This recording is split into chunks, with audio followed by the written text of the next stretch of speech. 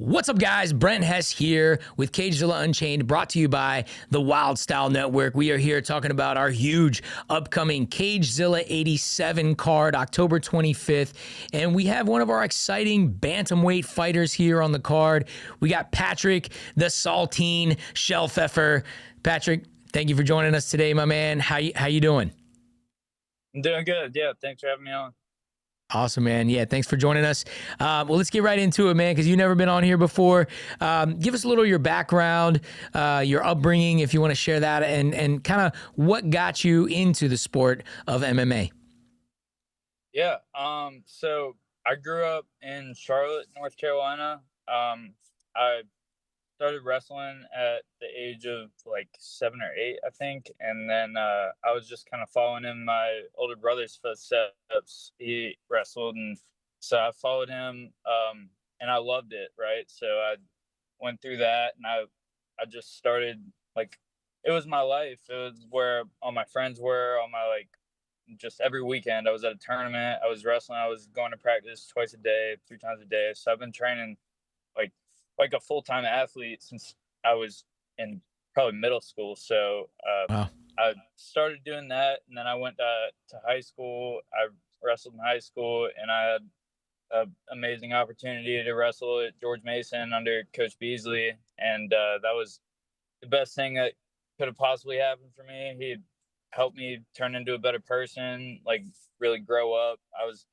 pretty immature as a freshman in college, and arguably now, but he helped me grow up a lot as a person and as a wrestler. And then I just knew I didn't have like a structure in my life set for when I graduated, right? So I didn't see the appeal of just going and getting a job and working, and just, like, obviously I have a job. I work at Ameriprise Financial, and I love my job. I love my boss and my coworkers. They're extremely supportive of me fighting, but I just had to have something else that I just commit my life to, right? So that's where I found Kaizen in my gym, and Liam Panero, one of my coaches, and Coach Nima, and I met them, and like the way that they welcomed me in, I had the same feeling of I did at my college with my coaches and my teammates, and like, I mean, I've grown into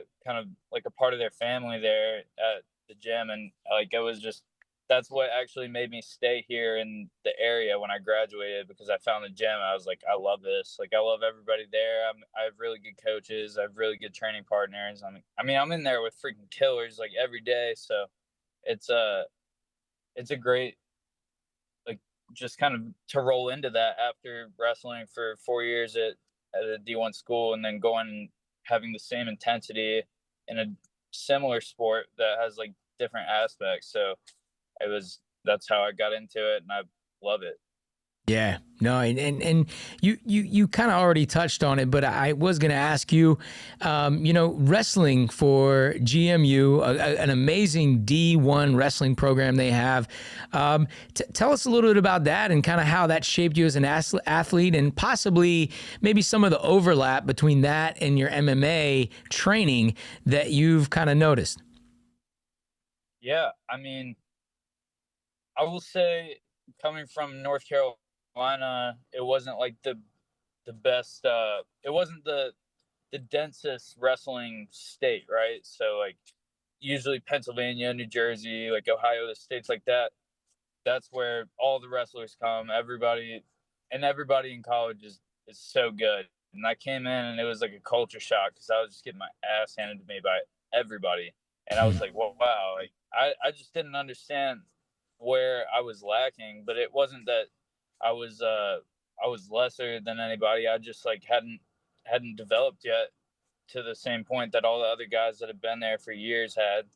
And so I just kind of learned how to take my lumps, right? So like, I know it's not always going to be like a linear process, and if you're around long enough, something, you're going to lose fights, you're going to lose wrestling matches, and just learning how to recover from that, like, because I'm somebody that gets really down on myself. I push myself really hard, and I have the expectation that I'm going to win. And then sometimes, things don't go your way, and and learning how to recover from that and reset and go. That's the biggest thing that I changed between my last two fights. I just like kind of looked at it as a new fight. I don't think about any of the past fights. I had a tough fight against Maya McKinney, and then I moved up a weight class, and I took some time to develop and work on the things that I was lacking in, which my gym has been extremely supportive of. And yeah, we just learning how to go through the process and not care too much about like every day, right? It's a process. You have to work on everything. I mean, we're working on 4 or 5 sports, so like having to be really good at all of them is a tough thing to do. So just taking it one day at a time that's what I really picked up from wrestling at GMU and what my coaches in college helped me develop. Yeah, man. No, I know how it is in wrestling. I wrestled in high school as well, and it was like, you win some, you lose some, but you got to move on. And the next, the next week or maybe the same week, you're going to be wrestling again, right? And so that's great for you to have that perspective. Now, moving into your upcoming fight here, October 25th, Cagezilla 87. You're up against an Omari Simmons, an athlete that unlike you, has had all his fights and experience under the bright Cagezilla lights. You certainly have some footage to study if you've downloaded our app. Have you downloaded our app yet? No. Oh man, okay, all right. You got to do that. We make sure you download the Wild Style Network app. Both you and everybody watching here. We just launched our new app. It's got a bunch of full fights, fights that you can study. Man, both TCB and Cagezilla, bikini contests, full interviews, podcasts, all kinds of stuff. So make sure you do that, and everybody does that, right? But tell us, Patrick. I guess first off, what might you know about Omari? And what might you think about him as an opponent heading into Cagezilla 87? Yeah, I mean, I know he's a very athletic guy. He likes to throw a lot of kicks, and so I mean, I have nothing bad to say about him. I've never talked to him, but I respect anybody that's willing to get in there, right? So it's just a fight, and I think like we're working on being well-rounded. That's been a big part of my development the past years. Like, I'm not just a wrestler, and then I'm not just a striker, not just a grappler. I'm all like well-rounded, and that's like I'm ready for everything, and I'm excited to go in there and fight. I hope we have a good fight, and I'm looking forward to it. Yeah, I'm looking forward to this one too, man, because you're very skilled, and he's another very skilled guy as well, a martial artist, and man, this is going to be an exciting one, and I know you're probably excited yourself to finally shine under the bright Cagezilla lights, man.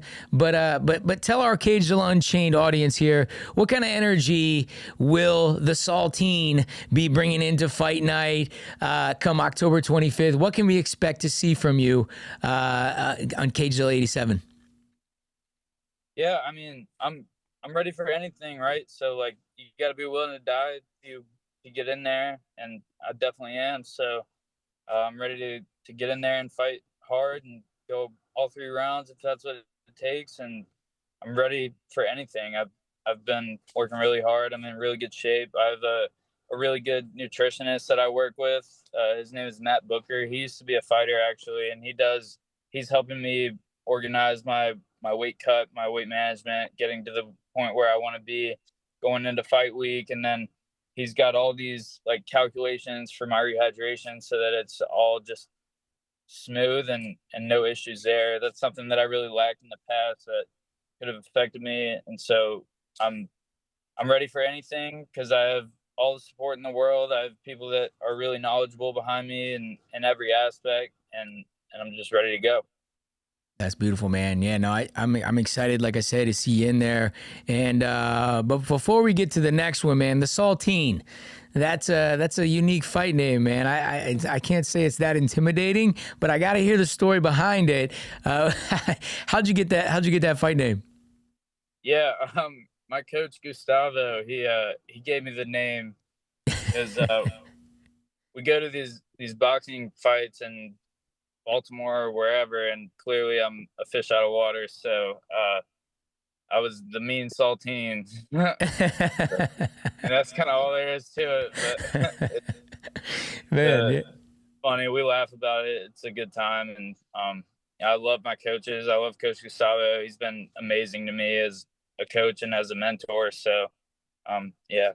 Yeah, no, that's awesome, man. I have great rapport with Coach Gustavo. He's a great guy, and he's going to be having a lot of boxers coming into our boxing event here, Champions League Boxing here, coming up this Saturday.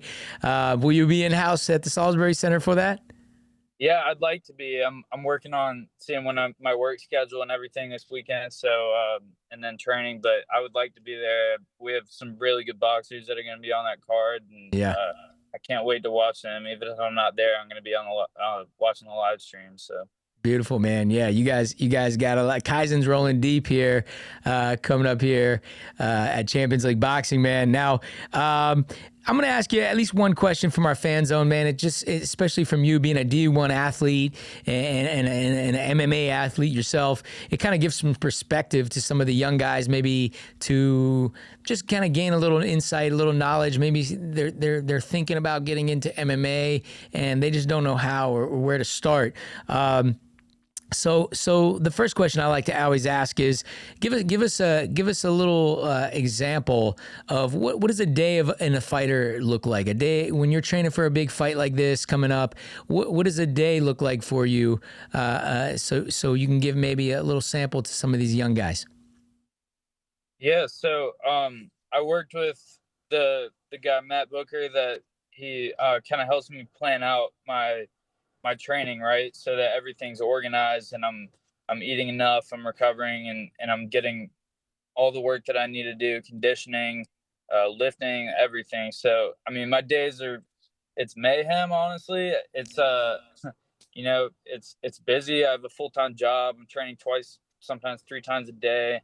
I have to wake up early. I have to go to the gym, get a lift in, or I have to do some cardio, do some conditioning, and then I go to work, and then I go to the gym, and then I have to go home and shower, and then I have to go back to the gym or back to work, and then back to the gym, and then I don't get home until like 10:30 at night, and I got to go to sleep and recover for the next day, right? So, it's definitely not for everybody. It's a hard thing to do, but if you're willing to commit yourself, I think that you just have to make the commitment.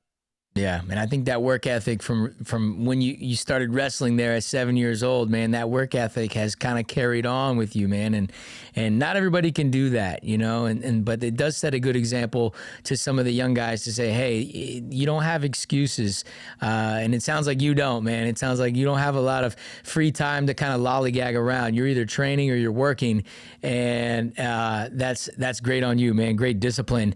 Well, let's move into, because I like to collect a quote or a motto from you guys before we leave, maybe something empowering that that kind of has helped you along the way, something you've read, something your coaches have shared with you, that you can kind of pass along to our audience and maybe empower them. Yeah, I mean, so this is something, it's interesting you bring that up because I've been really thinking about this lately too, because I just try to, especially when I'm in fight camp, like I try to get everything settled so that like my mind and body feel good. And the thing that I've noticed has been the most helpful is just having like a gratitude mindset. So I look at like all the things. Every day is not great. Sometimes I have a bad training session, I have a rough day at work, whatever, but like when at the end of the day, I'm really grateful. I have like amazing family. They support me, they love me regardless of how I do in a fight, how my day at work is. I'm grateful for them. I have a girlfriend. She's awesome. She's extremely supportive.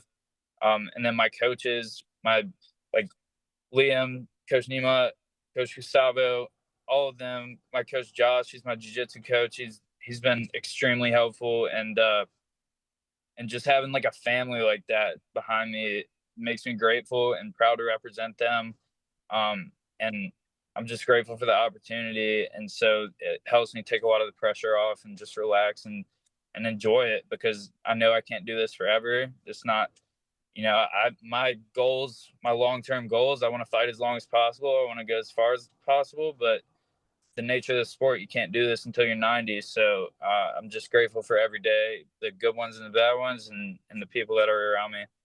Yeah, man. No, that's a great attitude to have, and that's a great mindset. And yeah, I interviewed one of your teammates, Dallas Dakota, a couple times, and that was one of his quotes, I think, as well. Was gratitude is the best attitude, and just to feel grateful to be able to get in there to the self improvement journey, just to be able to say you're doing that, right? Is you got to be grateful for that, because some people can't, right? And so no, that's beautiful, man. I like that one.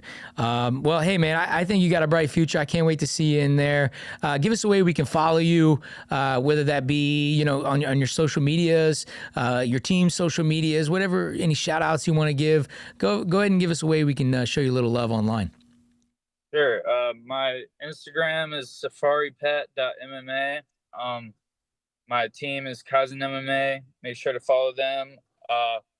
And then shout outs to my family, my girlfriend, my team, my boss, Matt Carbone at Ameriprise, my coworkers, and you for giving me the opportunity to fight. Thank you, brother. Yeah, no, that's great. I can't wait to see you in there, man. And I hope training and everything goes awesome. Thanks for taking some time today. I know sounds like you got a stacked schedule of stuff to do. So thanks for taking some time to join us here. I hope training and everything goes awesome for you. You stay healthy leading into October 25th, man. And thank you once again for joining us. Absolutely. Thanks for having me.